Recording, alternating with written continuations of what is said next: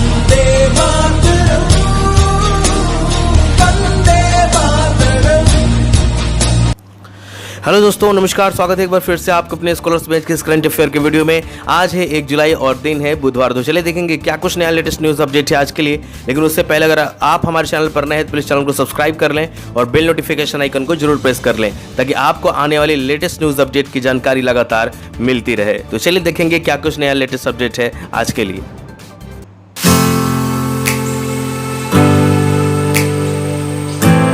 तो फ्रेंड्स, आज के नेशनल अपडेट में जो सबसे पहला अपडेट है वो है भारत सरकार ने 59 चीनी ऐप पर लगाया बैन। जी हाँ दोस्तों, इलेक्ट्रॉनिक्स और सूचना प्रौद्योगिकी मंत्रालय ने घोषणा की है कि भारत सरकार द्वारा 59 चीनी मोबाइल ऐप को ब्लॉक करने का निर्णय लिया गया जो भारत की संप्रभुता और अखंडता, भारत की रक्षा, राज्य की सुरक्षा और सार्वजनिक व्यवस्था के लिए नुकसानदेह है। सूचना प्रौद्योगिकी मंत्रालय ने सूचना प्रौद्योगिकी अधिनियम की धारा 69A यानी 69A के तहत दी गई सूचना प्रौद्योगिकी नियम 2009 के संबंधित प्रावधानों के तहत दी गई शक्तियों का इस्तेमाल करते हुए और खतरों की उभरती प्रकृति को देखते हुए 59 ऐप्स को ब्लॉक करने का फैसला किया है। इससे जुड़ी अगर फैक्ट की बात करें तो केंद्रीय इलेक्ट्रॉनिक्स और आईटी मंत्री वर्तमान में रविशंकर प्रसाद जी हैं। केंद्रीय इलेक्ट्रॉनिक्स और आईटी मंत्रालय में राज्य मंत्री धोत्रे संजय सामराव हैं। तो फ्रेंड्स, अगला अपडेट है पीएम का राष्ट्र के नाम संबोधन। प्रधानमंत्री गरीब कल्याण अन्न योजना को नवंबर 2020 तक मिला विस्तार। दोस्तों, प्रधानमंत्री नरेंद्र मोदी ने कल राष्ट्र को संबोधित किया। देश में कोरोना वायरस महामारी के प्रकोप के बाद से प्रधानमंत्री द्वारा नागरिकों के लिए किया गया 6वां संबोधन है। ये भारत 1 जुलाई से अनलॉक स्टेज 2 में प्रवेश करने जा रहा है, जिसके लिए गृह मंत्रालय द्वारा 29 जून 2020 को ही दिशा निर्देश जारी कर दिए गए हैं। अगला अपडेट है उत्तराखंड से, यानी कि उत्तराखंड वन विभाग ने विकसित किया भारत का पहला लाइकेन पार्क। दोस्तों, उत्तराखंड के वन विभाग ने पिथौरागढ़ जिले में कुमाऊं के मुनस्यारी में भारत का पहला कॉक पार्क यानी कि लाइकेन पार्क विकसित किया है। लाइकेन हिमालय में 5000 मीटर तक की ऊंचाई पर उगने वाली एक महत्वपूर्ण प्रजाति में से एक है, क्योंकि ये प्रदूषण के स्तर के सबसे अच्छे जैव इंडाइटर माने जाते हैं। इस परियोजना का उद्देश्य विभिन्न लाइकेन प्रजातियों के वितरण, उनके निवास, उनके रूपात्मक और शारीरिक पहलुओं के सर्वेक्षण और साहित्य की समीक्षा, प्रजातियों का संस्थापन, मानव जाति और जलवायु कारकों सहित उनके रहने के स्थान पर होने वाले वर्तमान खतरों का अध्ययन करना और उपयुक्त संरक्षण रणनीतियों को तैयार करना है। इन जुरैसिक युग लाइकेन प्रजातियों का इस्तेमाल भोजन, इत्र, रंजक और पारंपरिक दवाओं में किया जाता है। इससे जुड़े फैक्ट की बात करें तो उत्तराखंड के मुख्यमंत्री वर्तमान में त्रिवेंद्र सिंह रावत हैं और यहाँ के राज्यपाल बेबी रानी मौर्य हैं।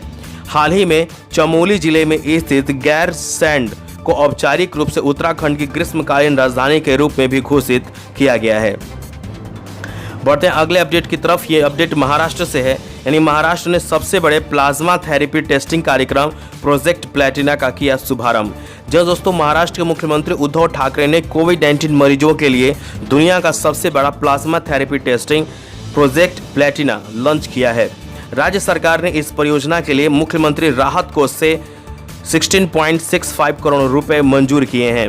इस टेस्टिंग के लिए कुल 21 केंद्र चुने गए हैं, जिनमें महाराष्ट्र सरकार के चिकित्सा, शिक्षा और ड्रग्स विभाग और मुंबई में 4 बीएमसी मेडिकल कॉलेज शामिल हैं।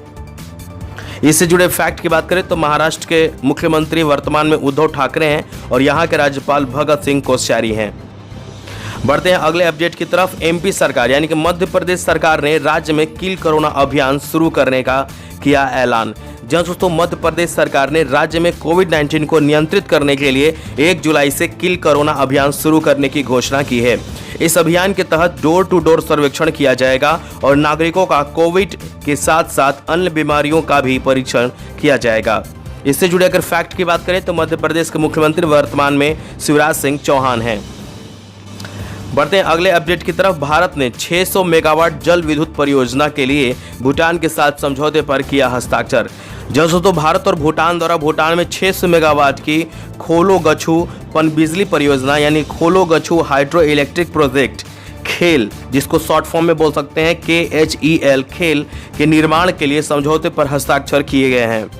भारतीय विदेश मंत्री एस जयशंकर और भूटान के विदेश मंत्री टांडी दोरजी की उपस्थिति में भूटानी और भारत सरकार के बीच खोलोगछु हाइड्रो एनर्जी लिमिटेड परियोजना के लिए समझौते पर हस्ताक्षर किए गए हैं।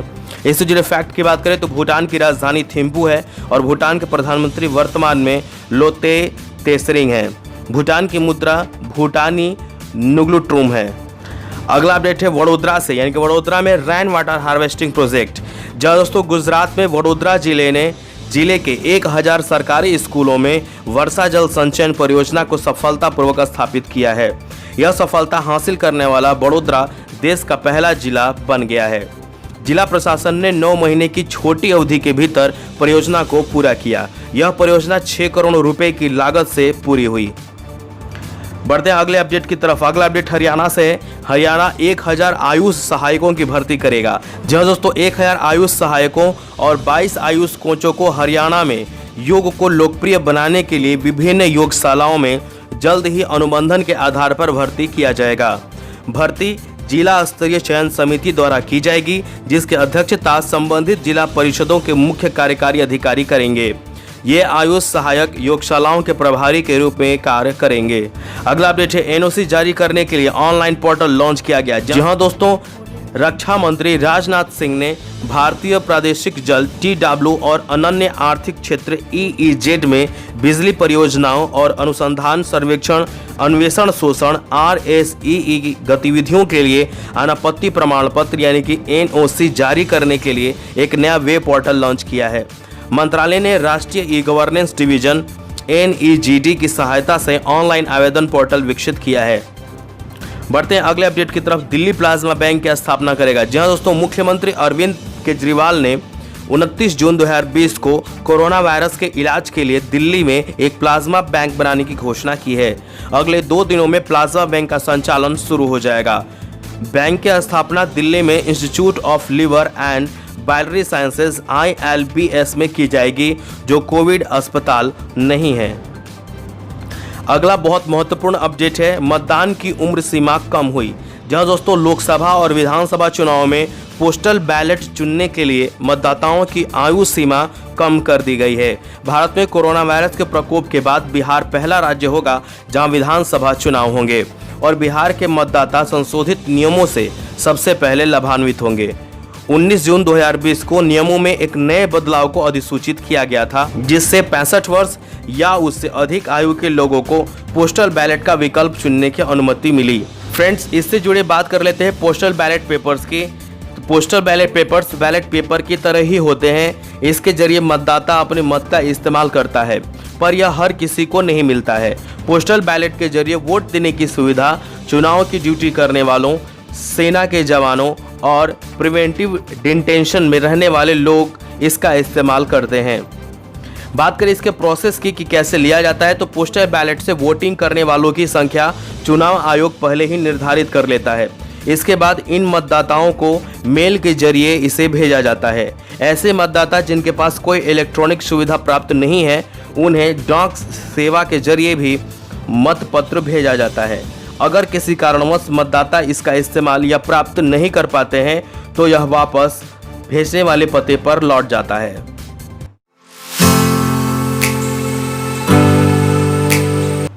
फ्रेंड्स, इंटरनेशनल अपडेट में जो सबसे पहला अपडेट आज के लिए है वो है अंतर्राष्ट्रीय एस्टेरॉयड दिवस 30 जून को मनाया गया। जहां दोस्तों हर साल 30 जून को विश्व स्तर पर इंटरनेशनल एस्टेरॉयड डे यानी अंतर्राष्ट्रीय क्षुद्र ग्रह अथवा एस्टेरॉयड दिवस मनाया जाता है। यह दिन लोगों को पृथ्वी पर एस्टेरॉयड के प्रभाव से होने वाले खतरे के बारे में व्यापक रूप से सार्वजनिक जागरूकता बढ़ाने और संकट कार्यों के बारे में बताने के लिए मनाया जाता है। लोगों को एस्टेरॉयड के बारे में जानकारी देने के लिए इस दिन दुनिया भर में हर जगह कई आयोजन किए जाते हैं। इससे जुड़े फैक्ट की बात करें तो United Nations office for outer space affairs UNOOSA के निदेशक वर्तमान में सिमेटा डी पिपो हैं। बढ़ते हैं अगले अपडेट की तरफ। International day of the tropics 29 जून को मनाया गया। जहां दोस्तों international day of the tropics प्रतिवर्ष 29 जून को मनाया जाता है। कर्क रेखा और मकर रेखा के बीच आने वाले पृथ्वी के क्षेत्रों को ट्रॉपिक्स कहा जाता है और इन्हें उष्णकटिबंधीय क्षेत्र और उष्ण क्षेत्र भी कहा जाता है। संयुक्त राष्ट्र के अनुसार ट्रॉपिक्स में क्षेत्रानुसार दुनिया के लगभग 95% मैनग्रोव हैं और मैनग्रोव प्रजातियों के अनुसार 99% मैनग्रोव हैं। बढ़ते हैं अगले अपडेट की तरफ। हिंद महासागर में अस्थायी आधार स्थापित करेगा ईरान। जहां दोस्तों ईरान की इस्लामी क्रांति गार्ड्स कॉर्प्स IRGC ने घोषणा की है कि वह अंतर्राष्ट्रीय जल में अपनी उपस्थिति का विस्तार करने के लिए हिंद महासागर में एक अस्थायी आधार स्थापित करने की योजना बना रही है। ईरान के सर्वोच्च नेता अयातुल्लाह अली खामेनी ने IRGC को पानी में अस्थायी उपस्थिति के साथ काम सौंपा है। तदनुसार IRGC मार्च 2021 के अंत तक हिंद महासागर में एक अस्थायी आधार बनाने की योजना बना रहा है। अगला अपडेट है अंतर्राष्ट्रीय पार्लियामेंटिज्म दिवस 30 जून को मनाया गया। जी हाँ दोस्तों, हर साल 30 जून को विश्व स्तर पर इंटरनेशनल डे ऑफ द पार्लियामेंटरिज्म यानी अंतर्राष्ट्रीय पार्लियामेंटिज्म अथवा संसदीय दिवस मनाया जाता है। यह दिवस संसदों की उन प्रक्रियाओं को चिन्हित करने के लिए मनाया जाता है जिनके द्वारा सरकार की संसदीय प्रणालियां दुनिया भर के लोगों के रोजमर्रा के जीवन को बेहतर बनाती हैं। साथ ही यह संसदों के लिए चुनौतियों का सामना करने और उनसे प्रभावी तरीके से निपटने के लिए स्टॉक करने का एक मौका भी है। इससे जुड़े अगर फैक्ट की बात करें तो अंतर संसदीय संघ का मुख्यालय जिनेवा स्विट्जरलैंड में है। अंतर संसदीय संघ के अध्यक्ष गैब्रिएला क्यूवास बैरोन है। अंतर संसदीय संघ की स्थापना 1879 ईस्वी में हुई थी। अंतर संसदीय संघ के महासचिव मार्टिन चोगोंग हैं। फ्रेंड्स, अगले अपडेट की तरफ बढ़ते हैं। अगला अपडेट है लाजर चकवेरा ने जीता मलावी का राष्ट्रपति चुनाव। जो दोस्तों मलावी में हुए राष्ट्रपति चुनाव में जीत दर्ज करने के बाद लाजर चकवेरा मलावी के नए राष्ट्रपति बन गए। इस चुनाव में उन्होंने अपने प्रतिद्वंदी पीटर मुथारिका को 58.57% मतों से हराया।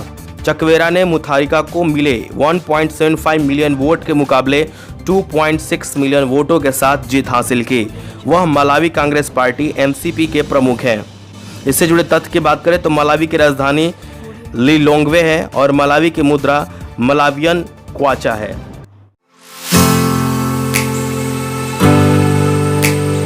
फ्रेंड्स, आज के अवार्ड अपडेट में जो सबसे पहला अपडेट है वो है पॉप स्टार बोयेंसे को बेट 2020 ह्यूमैनिटेरियन अवार्ड से किया गया सम्मानित।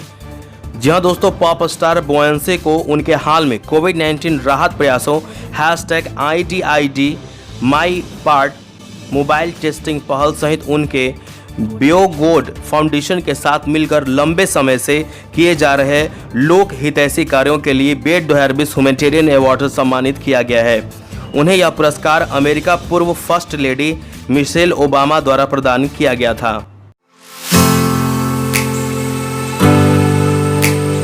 फ्रेंड्स, आज के ऑथर अपडेट में जो सबसे पहला अपडेट है डॉक्टर अदिशा दास ने कविता संकलन का विमोचन किया। जी हाँ दोस्तों, उड़ीसा की जानी मानी काव्यित्री डॉक्टर अदिशा दास ने अपनी कविताओं की चौथी किताब the Yogini poems love and life जारी की है। यह हीरापुर के 64 योगिनियों पर आधारित है।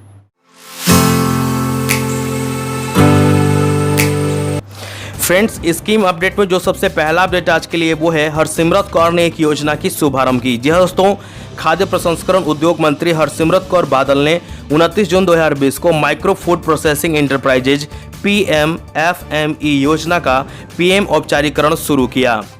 यह आत्मनिर्भर भारत अभियान का एक हिस्सा है। योजना से कुल 35,000 करोड़ रुपए का निवेश होगा और 9 लाख कुशल और अर्ध कुशल रोजगार सृजित होंगे और 8 लाख इकाइयों को लाभ होगा।